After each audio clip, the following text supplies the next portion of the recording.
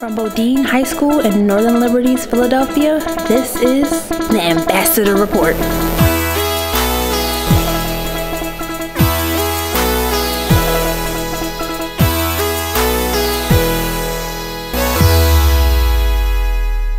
Welcome to the Ambassador Report. I'm Elba Laura. And I'm Sean Chin. Today's episode is sponsored by The Catcher in the Tea. Sean, I noticed that all you drink is tea. What you gonna do with that bag? Put it in a tea trap.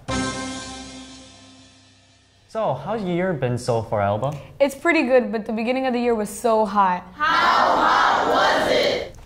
It was so hot, I saw a chicken lay an omelet. Yeah, you could say that it was so hot, Mr. Poindexter actually had to wear a short sleeve shirt. Please don't fail me. Today's top story is about the midterm elections, which will take place on November 6, 2018. While there are many offices up for grabs, the most important races are for control of the House of Congress, which the Democrats hope to take back from the Republicans. And even though the midterm elections are important to both local and national politics, voter turnouts are substantially low historically. In the last midterm elections in 2014, a dismal 36% of registered voters went to the poll, the lowest in 70 years. Well, Inspire US, a nonprofit, nonpartisan organization, is hoping to do something about this. On September 25th, Inspire US actually came to Bodine to register students who are eligible to vote by November's elections.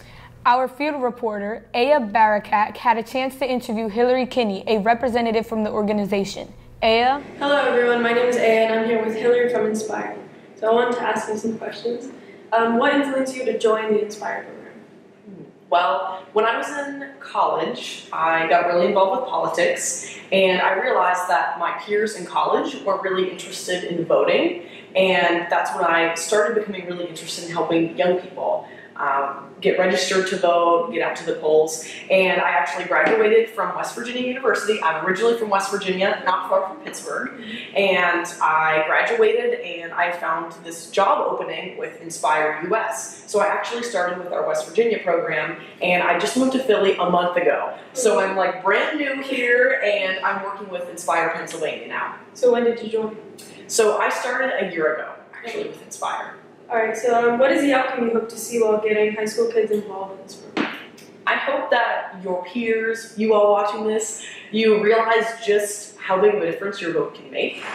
In 2014, the last midterm election, 24 million 18 to 29-year-olds actually did turn out to vote.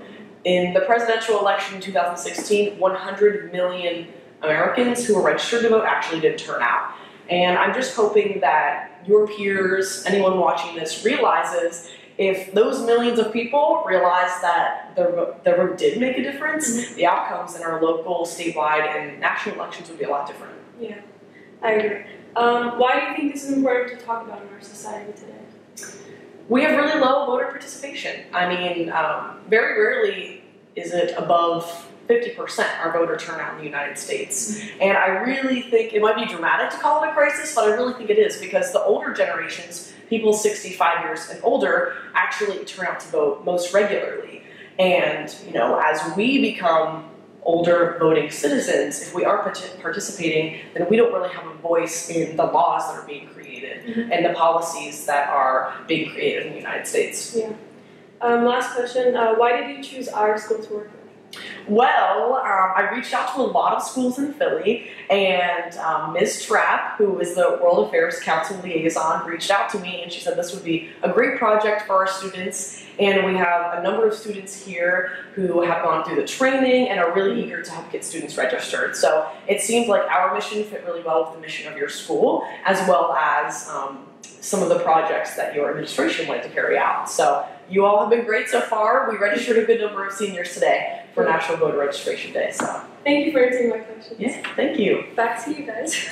As of this recording, an estimated 90% of Bodine students who will be eligible to vote by November 6th have been registered. And now a word from our sponsor. All you drink is tea. All you drink is tea. What you gonna do with a bag? Put it in tea trap. All you drink is tea. All you drink is tea. What you gonna do with a bag? Put it in tea trap. Put it around your cup.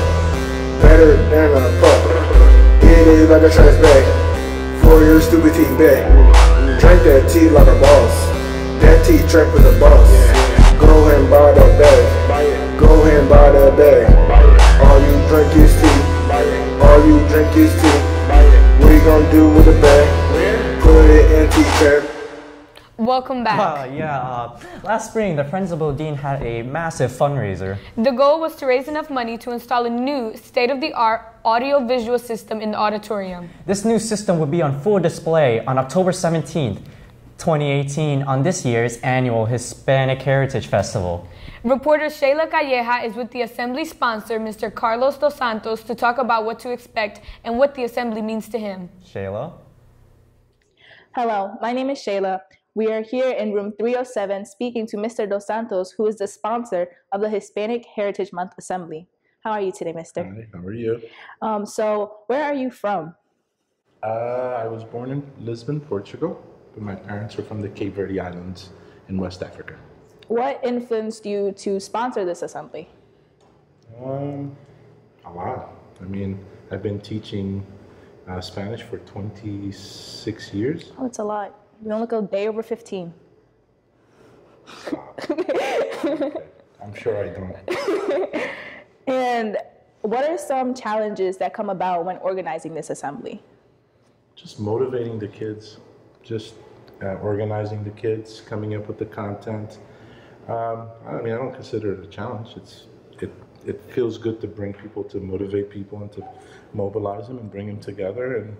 And in this case, what we're doing is we're focusing on reasons for things, like, for example, why Latinos do certain things, what the differences between people, instead of just focusing on let's say people's lack of knowledge. What we want to do is expand their knowledge base, like that they can understand Latinos a lot better going forward. So what would you say that's like your theme for the assembly, if you had to choose at least 3? Well, we have this year we've chosen 7, and the 7 themes are based on the IB themes. For example, we have global issues, social relationships between parents and children, relationships between at workplace, leisure, sports. We've chosen because the IB class, the IB seniors are the ones that are producing the show, and then the IB juniors and other people will be performing. So what they're doing is they're focusing in on those themes and telling their story through those themes in order to make people understand who they are as a people, as a culture, and so on and so forth. What would you say is your favorite part or favorite thing about organizing this assembly every year? I just love watching everything come together. It feels really good to see people bring things together on stage, whether it's music, like you've done, right, with the guitar playing. Was it last year or the year before? The year before. The year before. And just seeing people just thrive and have fun, and at the same time inform others about who they are as a people, not just who they are, but because we have other people like, Americans also that, and Asians and so on and so forth that are performing, but just bringing a different culture and kind of exposing it for everybody to understand. Last question. So what are your goals this year for this assembly? Just hit on those themes. Hit on those themes? Yeah, hit on those themes, and there's this really interesting thing that I work on. It's what el otro, the other. Right? It's like we learn about ourselves by learning about others, and those experiences and the mirror, like looking at someone, then it reflects back on you. And so how we treat others in a way? Well, not necessarily, but like, for example, like just this conversation with you, I'm learning about myself, because I throw something your way, you throw something my way, and then I have a realization. So I want my kids to throw, the people that will be performing, something to the audience, and through the audience, as the audience is listening to music or an explanation or a historical fact or so on and so forth, cultural fact, they will in turn say, oh, you know what? I didn't know I had so much in common with a Latino. Okay. He is or she is Puerto Rican, Taino, African, European, Spanish, for example, from Spain. Oh my God, I didn't know I had that in common with that person. So a lot of times we don't understand each other because we don't listen. And you know what I mean? So we want that realization, that aha moment. That perspective. Yeah. Okay. Well, thank you, Mr. Dos Santos. You're welcome. Back to you.